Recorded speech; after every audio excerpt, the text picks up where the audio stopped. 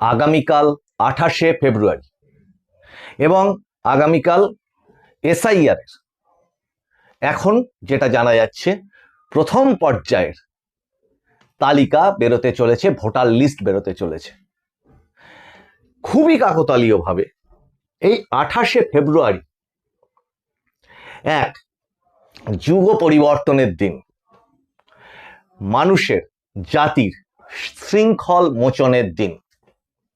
অনেকেই সেই ইতিহাসগুলো মনে রাখেন না, কিন্তু খুবই কাকতালীয়ভাবে এই আগামীকাল সেই 28শে ফেব্রুয়ারি, যে 28শে ফেব্রুয়ারিতে এই এত ঢক্কানিনাদ করে যে এসআইআর পর্যায়টা হলো, ভোটার তালিকা সংশোধনের পর্যায়ে চলল, সেটার আবার আগামীকাল একটা খুব বিশেষ দিন, যেদিনকে এই তার শুদ্ধ ভোটার তালিকা বেরোতে চলেছে। যদিও তারপরে মনোনয়নপত্র জমা দেওয়ার শেষ দিনের আগে পর্যন্ত বেশ কয়েকটি ধাপে আরো বেশ কিছু সংযোজন তালিকা বেরোবে। সুপ্রিম কোর্টে আজকে এই নিয়েও সওয়াল জবাব ছিল, কিন্তু আজকের এপিসোডে আপনাদেরকে জানাবো যে এই 28শে ফেব্রুয়ারি কিন্তু সারা পৃথিবীর ইতিহাসে মানুষের জাতির, মানব জাতির দাসত্ব এবং শৃঙ্খল মোচনের দিন, স্বাধীনতাকে পাওয়ার দিন। অনেকেই জানেন না সেটা, হয়তো আবার অনেকেই সেটা জানেন কিন্তু হয়তো মনে রাখতে পারেননি, আবার অনেকেই মনে রেখেছেন, জানেন। কিন্তু কাকতালীয় কেন বলছি, স্বয়ং ইলেকশন কমিশনও হয়তো জানতেন না যে এই 28শে ফেব্রুয়ারির তাৎপর্য এতটা। তা আমাদের মানে সবার জানার জন্য একটু আপনাদেরকে জানাই যে এই 28শে ফেব্রুয়ারি কেন এত গুরুত্বপূর্ণ, যুগ পরিবর্তনের একটা দিন। সেটা হচ্ছে 1947 সালের 15ই আগস্ট, আমাদের এই ভারতবর্ষের শৃঙ্খল মোচনের কথা বলছি, ব্রিটিশ শাসনের পরাধীনতার হাত থেকে স্বাধীনতা পাওয়ার কথা বলছি। 1947 সালের 15ই আগস্ট আমরা স্বাধীন হই, এটা আমাদের স্বাধীনতা দিবস, গর্বের স্বাধীনতা দিবস, বহু শহীদের রক্তে রাঙানো স্বাধীনতা দিবস। কিন্তু যেটা খুব ইম্পর্টেন্ট, মানে এই 47 সাল থেকে 48 সাল পর্যন্ত কিন্তু ব্রিটিশ উপনিবেশের অনেক স্মৃতি, অনেক অংশ ভারতবর্ষের মাটিতে তখনও থেকে গেছিল। সেই পরাধীনতার মানে পরাধীন যুগের ব্রিটিশ শাসনের বিভিন্ন পার্ট হিসেবে, ক্ষমতা হস্তান্তরের বিভিন্ন অংশ হিসেবে। যারা ঐতিহাসিক, যারা এই নিয়ে রিসার্চ করেন, তারা অবশ্যই এই বিষয়টি জানেন যে এটা হচ্ছে আপনার first battalion Somerset light infantry. এটা মানে প্রথম battalion Somerset light infantry British সেনাবাহিনীর, এটা এই 1948 সালের এই 28শে ফেব্রুয়ারি মুম্বাইয়ের, তৎকালীন সময়ের বোম্বাই, গেটওয়ে অফ ইন্ডিয়া দিয়ে জাহাজে করে ভারত থেকে রওনা হয়ে যায় ব্রিটেনের উদ্দেশ্যে। এবং ওতেই ভারতে ইংরেজ শাসনের একেবারে সম্পূর্ণ স্মৃতিটা যেটুকু পর্যন্ত ছিল সেটারও অবসান ঘটে যায়। ওই ছিল লাস্ট সেনাবাহিনী, এবং সেটা এই দিন, এই 28শে ফেব্রুয়ারি তারা বিদায় নেয়। এটা একটা মানে স্বাধীনতার ইতিহাস তো বটেই, আমাদের দেশের ইতিহাসের ক্ষেত্রে একটা বিরাট বড় ঘটনা, যেদিনকে এই অভিশপ্ত ইংরেজ যে শাসন, সেই শাসনের সমাপ্তি ঘটেছিল সম্পূর্ণরূপে বলা যায় এই ঘটনাটির মধ্যে দিয়ে, যেটি হয়তো অনেকেই জানেন না, বা আপনারা কমেন্টে জানাতেই পারেন। এই বিষয়ে আরো বিস্তারিত তথ্য নিশ্চয়ই বহু মানুষের কাছে থাকবে। এরপরে এই 28শে ফেব্রুয়ারি কিন্তু আর একটা ঘটনাও ঘটে। আকবর শাসিত মুঘল সাম্রাজ্য দীর্ঘদিন ধরে মেবারের দুর্গ, চিতোরের যে দুর্গ, সেই চিতোরগড় দুর্গকে অবরোধ করে রেখে দিয়েছিল। এবং এই 28শে ফেব্রুয়ারি সেই চিতোরের দুর্গের বহু সংগ্রামের পর, বহু সেই ইতিহাস, ভয়ঙ্কর ইতিহাস, বহু রাজপুত শহীদ হওয়ার পর এই চিতোরের দুর্গের পতন ঘটে এই 28শে ফেব্রুয়ারি। দাঁড়ান, এখানে শেষ নয়। কি আশ্চর্য এবং কি কাকতালীয়! সংখ্যাতত্ত্বের যারা বিশারদ তারা এই নিয়ে অবশ্যই অনেক কিছু জানাতে পারেন, কারণ সংখ্যাতত্ত্বে কিন্তু ঐতিহাসিক সাল তারিখ এই নিয়ে প্রচুর রিসার্চ অতীতেও ছিল, এখনো হচ্ছে। কিন্তু আশ্চর্যের জিনিস কি? আশ্চর্যের জিনিস হচ্ছে এই 28শে ফেব্রুয়ারিতেই কিন্তু মহারানা প্রতাপ, উদয় সিং, সেই মেবারের শাসক, এটা হয়েছিল, চিতোরের দুর্গের পতন হয়েছিল 1568 খ্রিস্টাব্দে। 1567 থেকে 68 পর্যন্ত দীর্ঘ সময় ওই চিতোরের দুর্গের ওপরে আকবরের মুঘল সেনাবাহিনী বারবার আক্রমণ করে, সেই ইতিহাস তো আছেই। কিন্তু ঠিক তার 4 বছর পর 1572 সালের এই 28শে ফেব্রুয়ারি উদয় সিং এর, মেবারের শাসক মহারানা উদয় সিং এর জীবনাবসান ঘটে। এবং ঠিক সেই দিনই, যেটা রাজবংশের প্রথা, সেই দিনই মহারানা প্রতাপ এই মেবারের বা রাজপুতানার সিংহাসনে বসেন, তার রাজ্যাভিষেক হয়। এবং এই মহারানা প্রতাপের এই রাজ্যাভিষেক কিন্তু পুরো ঘটনাটাকেই চেঞ্জ করে দেয়। সেই ইতিহাস আমরা সকলে জানি। মহাবীর মহারানা প্রতাপ এই মুঘল সাম্রাজ্যের আগ্রাসনকে রুখে দেওয়ার যে বীরত্বের ইতিহাস, সেই ইতিহাস আজকে আমাদের সকলের কাছে জানা। কিন্তু খেয়াল করে দেখুন, দিনটা ওটাও ছিল 28শে ফেব্রুয়ারি, আবার এই যেদিনকে চিতোরের দুর্গের পতন হয়, আবার তারপরে যেদিনকে 4 বছর, ঠিক মাত্র 4 বছর পরেই যখন সেটা আবার পুনরুদ্ধার হয়, বলা যায় যে মহারানা প্রতাপের এই সিংহাসন গ্রহণ বা রাজ্যাভিষেক ঘটাত। এবং তার পরবর্তীতে ধীরে ধীরে ধীরে ধীরে কিন্তু মুঘল সাম্রাজ্যও আস্তে আস্তে ক্ষয়িষ্ণুতার দিকে যেতে থাকে। এবং তার অন্যতম বীরত্বের সূচনা কিন্তু ওই মহারানা প্রতাপের হাত দিয়েই, ওই রাজপুতানা থেকেই। সেই ইতিহাসবিদরা আরো ভালো বলতে পারবেন। এই এপিসোডে সেটা আলোচনার বিষয় না, তারিখটা হচ্ছে এই এপিসোডে আলোচনার বিষয়। আবার এই 28শে ফেব্রুয়ারি কিন্তু 1922 সালে, যদি ভুল না বলি,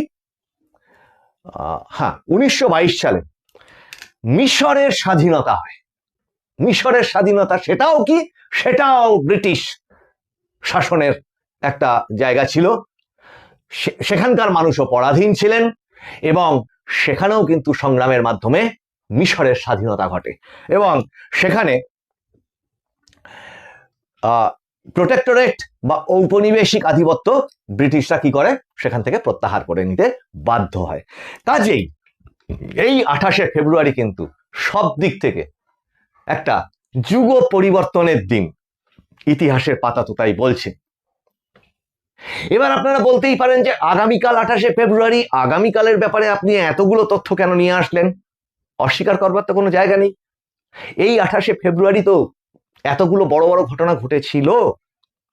এবং এই এপিসোডে এসআইআর এর সঙ্গে এই ঘটনাগুলোর কি কোনো মিল আছে? আপাত দৃষ্টিতে একদম নেই। তাহলে কেন এই দিনটার কথা উল্লেখ করলাম? অবশ্যই আগামীকালের এসআইআর এর এই যে তালিকা প্রকাশ, সেটা তো অবশ্যই ঐতিহাসিক। কেন? তার কারণ দেখুন, বিতর্ক থাকতে পারে, কিন্তু এটা কি কেউ অস্বীকার করতে পারবেন? সেই 2002-3 সালের পর থেকে এই 2026 সাল পর্যন্ত প্রায় 20টা বছর একটা গণতান্ত্রিক প্রক্রিয়ায়, একটা গণতান্ত্রিক রাষ্ট্র ব্যবস্থায় একটা ভোটার তালিকা, যে তালিকা দিয়ে মানুষ ভোট দেয়, জনপ্রতিনিধি নির্বাচন করে এবং দেশের সামগ্রিক ভবিষ্যৎ তার সঙ্গে জড়িত থাকে, সেই ভোটার তালিকার কোনো সংশোধনই হয়নি এই 20টা বছর। এবং এই 20টা বছর সংশোধন না হওয়ার ফলবশত এটুকু তো অন্তত এই এপিসোডে সকলেই মেনে নিতে পারি আমরা যে পরিমাণ এই যে 58 লক্ষ, এই 58 লক্ষ কি 59 লক্ষ যে মৃত, মানে প্রথম জানা গেছিল যেটা এই এসআইআর সংশোধনী পর্যায়ে, যে তারা মৃত বা ডুপ্লিকেট নাম আছে, মানে একাধিক জায়গায় সেই ব্যক্তির নাম আছে, বা স্থানান্তরিত হয়ে গেছে, বা সেই ভোটারের কোনো অস্তিত্বই নেই, এরকম যে ব্যাপারগুলো ছিল, সেটার পরিমাণ যদি 58 লক্ষ মানে হাফ কোটির বেশি হয়ে থাকে, তাহলে সেটাও তো একটা তাৎপর্যপূর্ণ ব্যাপার। তাহলে সেই ভোটগুলো কি হতো, কোথায় যেত, কে পেত, কেন পেত, এই প্রশ্নগুলো থাকছে। এবং এই প্রশ্নের সাথে এই যে ব্যালেন্স অংশের যে প্রশ্ন চিহ্নটা উঠেছে, সেই প্রশ্ন চিহ্নগুলোর মধ্যে অনেক প্রশ্ন চিহ্নগুলোই অনেককে চমকে দিয়েছে। এটা কি আপনারা কেউ অস্বীকার করতে পারেন? খুব অস্বস্তি হলো মেনে নিতে।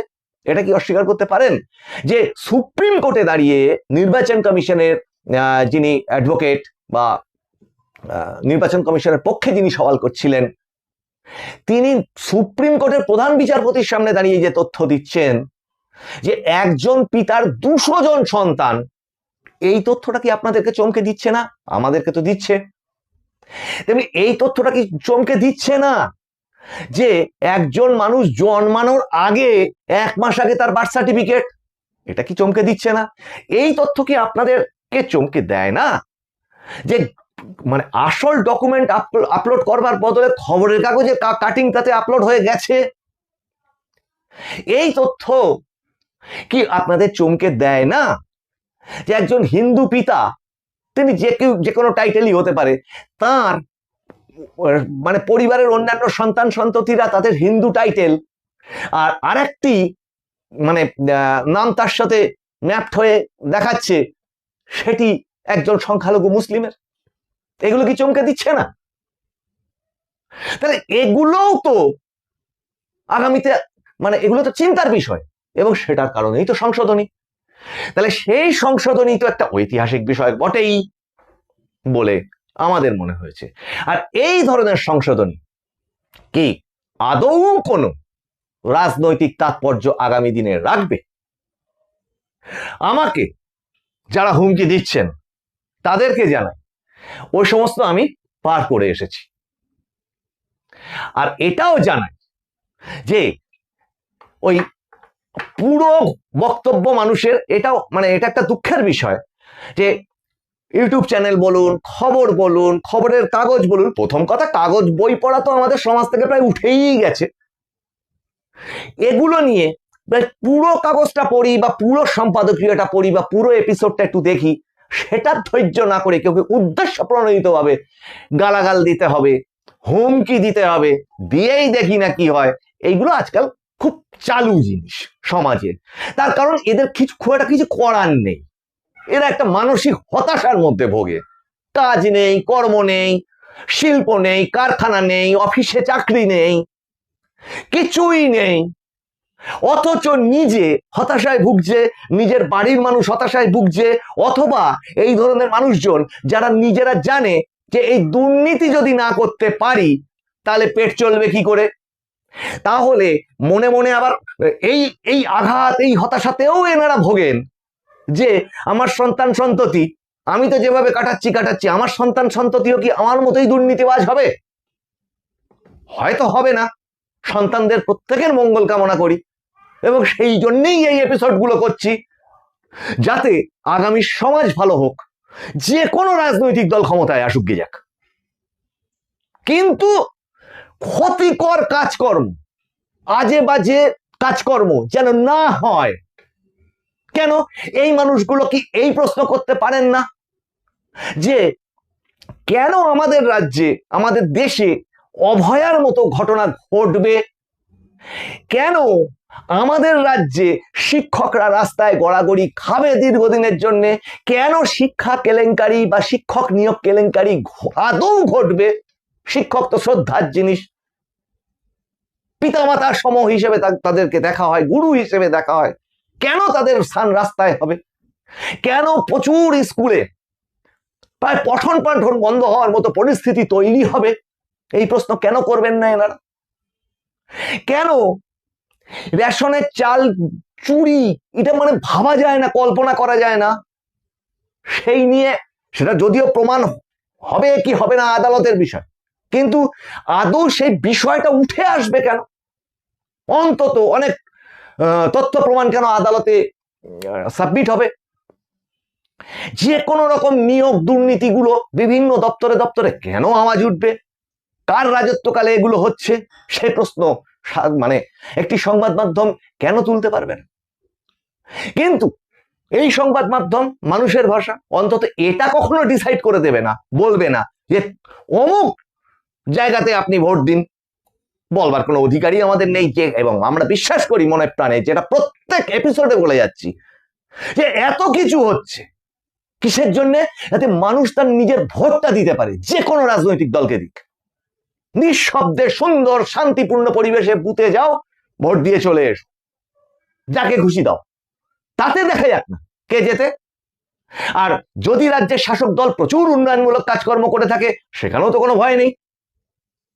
তাহলে আর বিরোধী দল যদি তারা তাদের এজেন্ডাগুলোকে, আগামী দিনের এজেন্ডাগুলোকে ঠিকভাবে মানুষের কাছে উপস্থাপন করতে পারে, তারা যেতে তাতেও কোনো অসুবিধা নেই।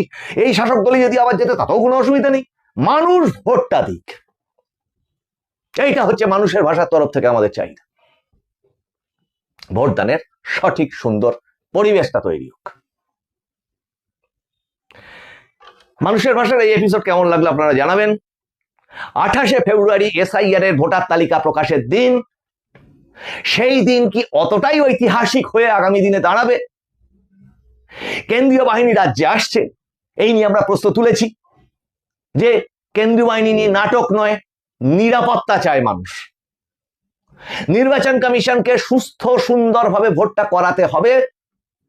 মানুষ প্রচুর বড় বড় কথাবার্তা শুনেছে, সেটা না, এবার কাজে করে দেখাতে হবে। আবার বলছি, যে কোনো মানুষ, তিনি তৃণমূলকে সমর্থন করুন, বিজেপিকে করুন, সিপিএম কে করুন, আইএসএফ কে করুন, কংগ্রেসকে করুন, যাকে খুশি করুন, স্বাধীনভাবে বুথ পর্যন্ত তিনি যান, অন্যকে যেতে দিন, এবং প্রত্যেকটি মানুষ শান্তিতে ভোট দিয়ে বাড়ি আসুন। সুন্দর করে সবাই বসে কাউন্টিং এ আমরা রেজাল্টটা দেখি। আপনাদের এই এপিসোডগুলো ভালো লাগলে আপনারা চ্যানেলটিকে সাবস্ক্রাইব করবেন, লাইক শেয়ার করবেন এবং কমেন্ট করবেন। স্বাগত, সব ধরনের কমেন্টই স্বাগত। আমাকে গালাগাল দিলেও সেটাও স্বাগত। মত থাকবে, বিপক্ষ মত অবশ্যই থাকবে, কিন্তু দয়া করে এপিসোডটা পুরোটা দেখবেন। সেই পুরোটা দেখে তারপরে যদি আমার বক্তব্যের বা আমাদের বক্তব্যের কোনো উল্টো মত থাকে, সেটা আপনারা জানাতেই পারেন। আমাদের যদি ভুল হয়, অবশ্যই সেটা সংশোধন করে পরের এপিসোডে সেইগুলোকে ব্যাখ্যা করবার চেষ্টা করব, এই কথা দিলাম। আর আপনাদের এই কমেন্ট নিয়ে আমরা একটি নতুন অনুষ্ঠান নিয়ে আসছি, যেমন রেডিওতে আগে হতো চিঠিপত্র। আজকের এপিসোড এই পর্যন্ত। আপনারা নজর রাখুন মানুষের ভাষার পর্দায়। আপনাদের সঙ্গে আবার দেখা হচ্ছে সামনের এপিসোডে। নমস্কার।